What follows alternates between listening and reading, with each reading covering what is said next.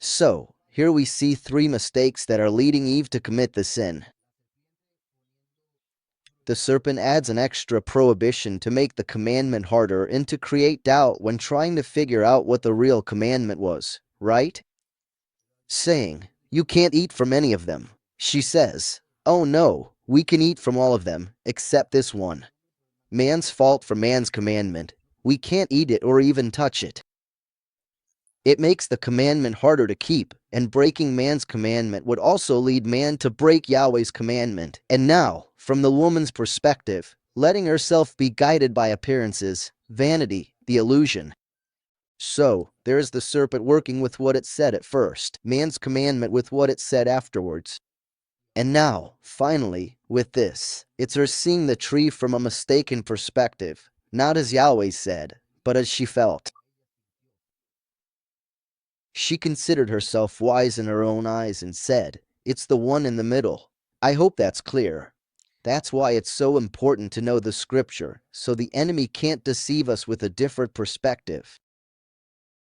To know the scripture so that the enemy can't deceive us with a commandment of man, from some random pastor or whoever, with a wrong interpretation, or even Lucifer himself appearing and giving a temptation using scripture, like when he appeared to Yahushua and tempted him with scripture. It's clear. Know the scripture so you can answer him. Then the serpent said to the woman, "You will not surely die, or you will not die for certain." Obviously, in the earthly sense, he lied to her because death would indeed come.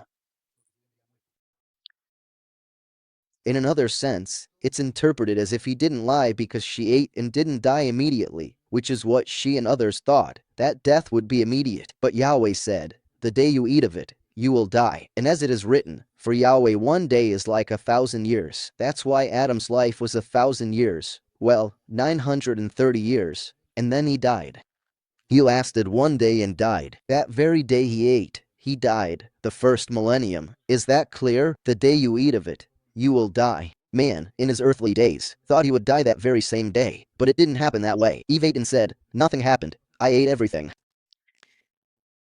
So, it would seem, because of the temporary nature of this reality, that what Elohim said wasn't true, and therefore, what the serpent said was true. So, when we stay focused on the temporary reality, Satan seems to be right, and that's why he so easily deceives us with the things of this world, by appearances, by temporary pleasure. Do you understand what I mean? From Yahweh's perspective, for whom 1 day is like 1,000 years, it was fulfilled, they died. It wasn't a lie. From the perspective of what we've read in the Gnostic books, it was like Hylel, who was against Samuel, telling Eve, "Don't worry, you won't die, you'll keep on living, look, eat and you'll go on living." On the other hand, as I already mentioned, when Yahushua resurrected, he came out of the tomb in the garden where he was buried and Miriam was there, and she thought he was the gardener. And he showed her that he had risen, which would be like telling the woman, "You will no longer die because he has brought life. You will not die."